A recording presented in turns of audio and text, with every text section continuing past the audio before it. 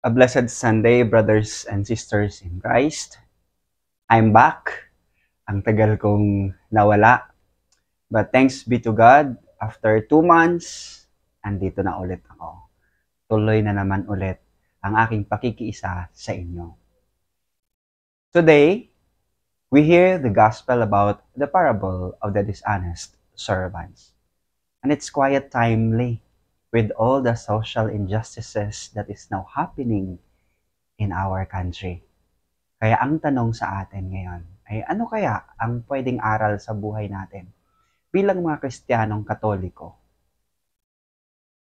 ang ilalahad ng Panginoong Hesus sa atin.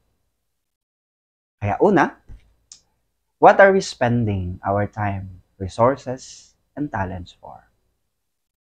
Second, are we living with the shrewdness and foresight of a manager, but with the purpose of eternal life? Third, are we preparing for our final accounting? Brothers and sisters in Christ, all that we have are blessings.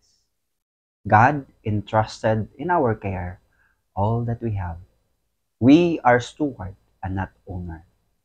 Then as steward, it is our responsibility to be faithful and trustworthy with all the blessings that God bestowed upon us.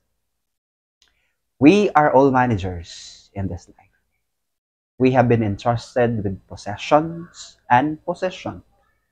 But a day will come that the owner, God Himself, will demand an accounting.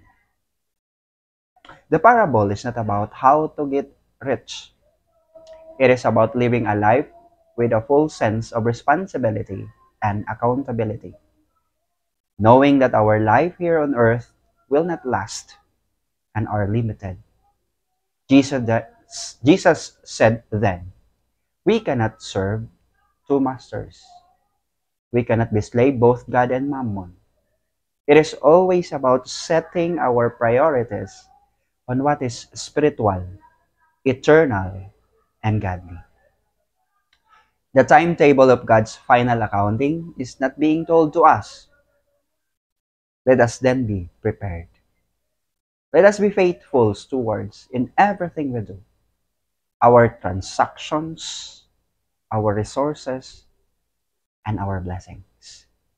So that in the presence of God, in the final accounting, we hear Him saying to us, well done, good and faithful steward. I will put you then in charge of the many things. Enter the joy of the Master. God bless you.